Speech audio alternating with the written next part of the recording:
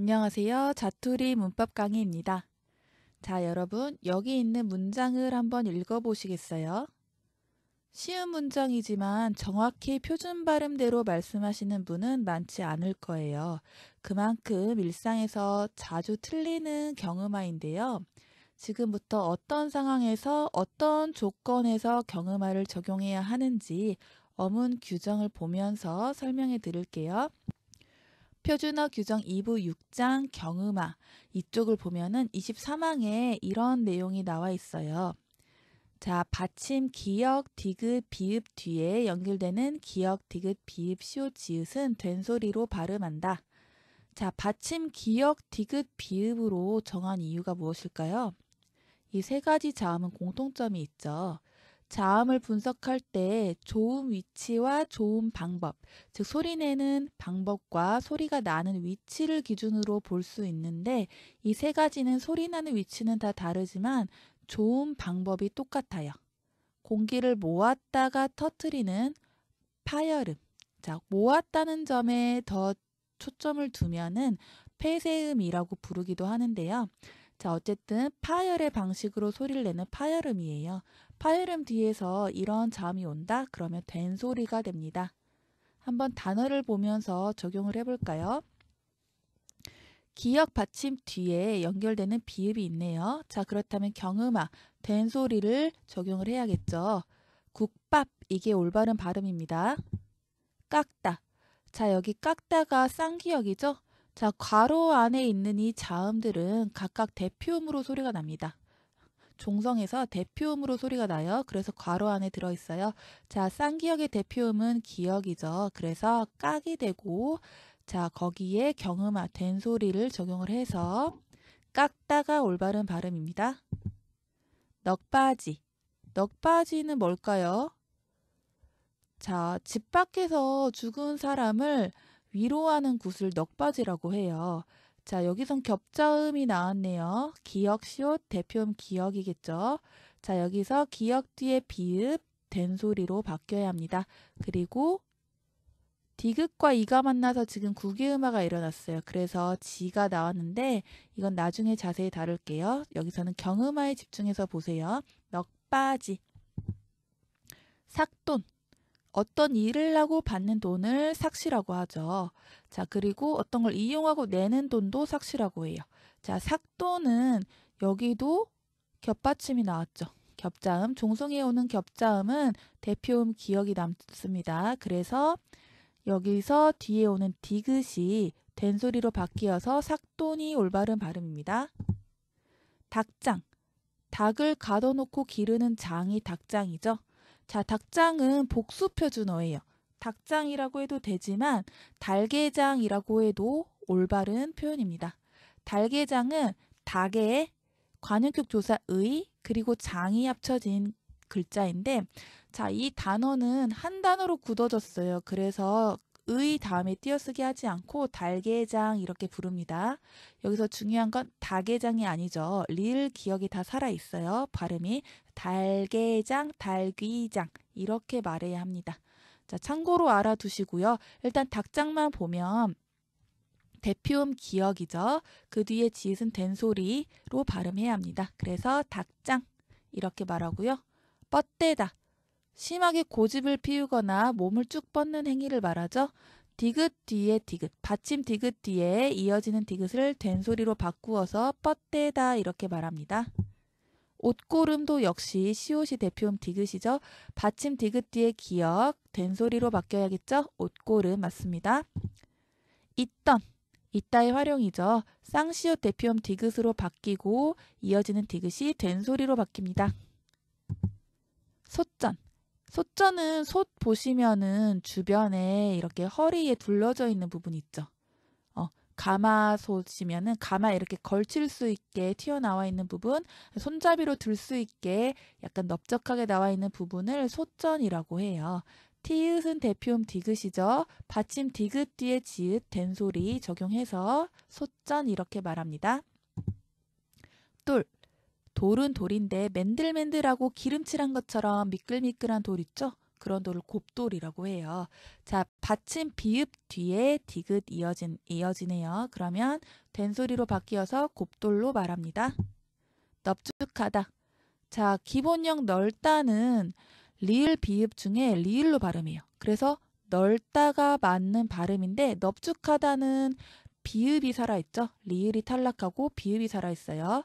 자, 나중에 겹점 얘기할 때 자세히 다루고요. 어쨌든 비읍 받침 뒤에서 지읒이 나타났네요. 그렇다면 된소리 쌍지읒으로 바뀌어서 넙하다. 여기에 기역과 히읗이 축약이 되어서 키읔이 나타났죠. 값지다. 여기서 비읍 시옷 있는데 대표음 비읍이 남고요. 뒤에 나오는 지읒이 된소리로 바뀌어서 값지다 이렇게 말합니다. 자, 여기 나오는 단어를 보면은 일관성이 없어요.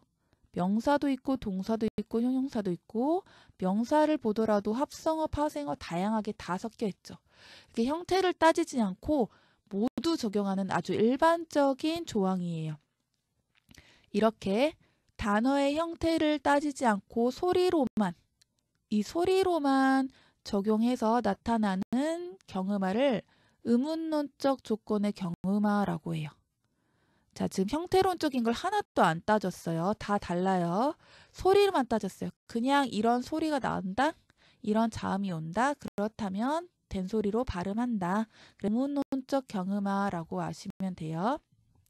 자, 그런데 뒤이어서 나타나는 조건이 조금 달라요. 똑같이 경음화가 일어나더라도 그 동기와 원인을 알고 계셔야 돼요. 자, 설명부터 어간 받침이라고 규정을 했죠. 어간은 용언, 동사, 형용사 설명할 때 활용하지 않는 부분, 변하지 않는 부분을 말하죠. 변하는 부분을 어미, 변하지 않는 부분을 어간이라고 합니다.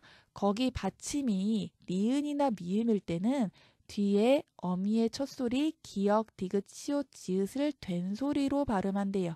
자, 어간과 어미라는 용어가 나왔어요. 이것은 그런 의문론적 조건만 따지는 게 아니에요.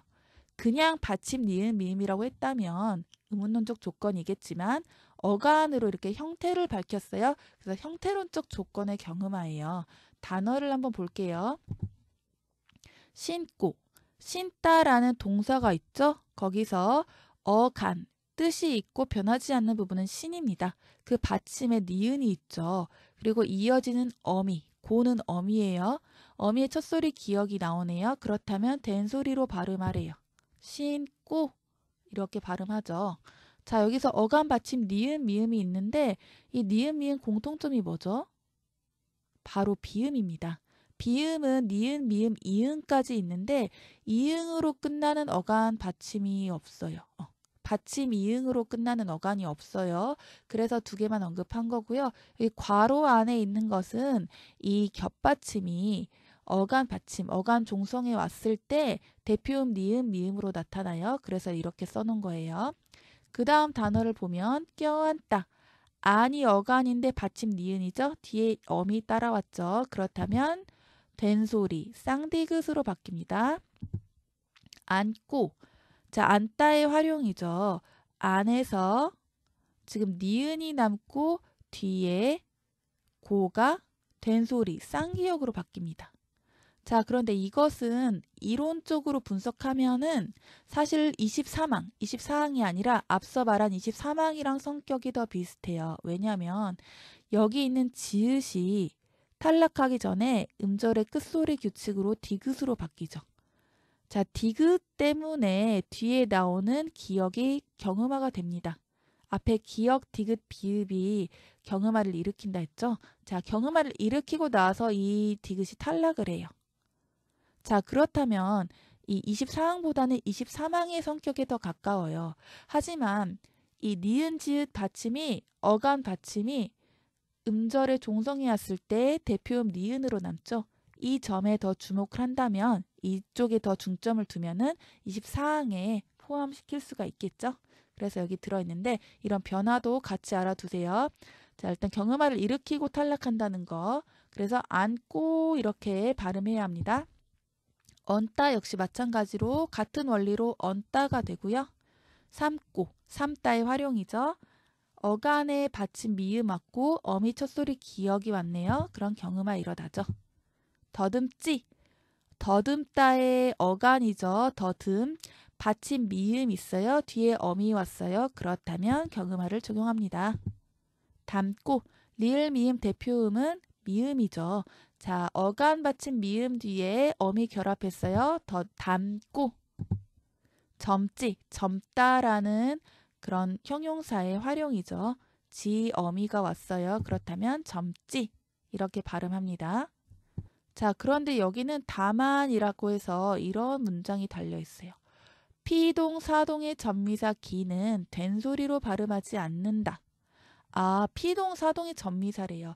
자, 이거 학교 다닐 때 많이 외우셨죠? 피동 이일이기, 사동은 이일이기 우추. 자, 그 중에 기는 똑같아요, 형태가. 자, 어떻게 구분할까요? 피동에 상응하는 말, 피동과 대응하는 말은 능동이죠. 사동과 대응하는 말은 주동입니다. 피동은 당하는 거, 사동은 시키는 거예요. 자, 능동문, 경찰이 도둑을 잡았다. 피동문으로 바꾸면 도둑을, 목적어가 주어로 갑니다. 그래서 도둑이, 그 다음에 능동문의 주어 경찰은 부사어로 갑니다. 경찰에게 잡혔다. 즉 피동문에는 목적어가 나오나요? 목적어가 나올 수가 없어요. 주어로 갔기 때문에 목적어가 없죠. 자, 근데 사동은 어떻게 바뀌냐? 주동문에서 주어가 부사어로 가는 건 똑같은데 목적어가 그대로 목적어로 이동합니다. 그리고 새로운 주어가 보통 나타나요. 그래서 사동문을 보면은 목적어가 살아있어요. 이렇게 구분하시면 편해요. 자, 이 피동, 사동을 할 때 전미사 기가 결합하는데 이때 기는 된소리로 발음하지 않는데요. 안기다라는 단어 보면은 기본형 안따에서 어간이 아니죠? 분명히 받침에 어간 받침 니은이 왔는데 뒤에 어미가 결합한 게 아니라 전미사가 결합했어요. 자, 이때 기는 된소리로 발음하면 안 되고 안기다, 평음 그대로 발음해서 안기다 이게 맞는 발음이죠. 같은 원리로 굶기다, 리을 미음 대표음 미음 남는데 어간 받침이 미음이더라도 뒤에 어미가 아니라 전미사, 피동사동의 전미사가 왔죠. 이때는 굶기다 이게 맞습니다. 자, 이게 중요한데요. 이게 정말 많이 틀리는 발음인데 아이에게 신발을 신기다. 보통 이렇게 말씀하시죠. 방금 제가 한 것처럼 쌍기역, 된소리로 발음하시는 게 일반적이에요. 하지만 여기서는 동사 신다가 기본인데 여기서 어간 받침 니은이 오더라도 뒤에 오는 기가 어미가 아니라 사동의 전미사 기예요. 그렇기 때문에 신기다가 맞는 게 아니라 신기다 이렇게 말씀하셔야 표준 발음입니다. 이거 주의하셔야 돼요. 마찬가지로 머리를 감기다 라고 했을 때 기가 전미사죠. 자, 이때는 된소리 적용하면 안 되고요. 감기다 이렇게 평음으로 발음하셔야 돼요. 옮기다 역시 대표음 미음 남는데 뒤에 오는 기를 된소리가 아니라 평음 그대로 옮기다 이렇게 하셔야 돼요. 다른 단어는 아마 다 알고 계실 텐데 신기, 신기다랑 감기다 이 두 가지는 실수하시는 분들이 좀 많아요. 그래서 이 점, 이 다만이라고 해서 여기 조항에 나와 있기 때문에 절대로 된소리로 발음하지 않고 평음 그대로 말씀해 주셔야 됩니다. 자, 오늘 말씀드린 요 내용 잘 기억해 두시고 도움이 되셨다면 다음 시간에 또 찾아와 주세요. 감사합니다.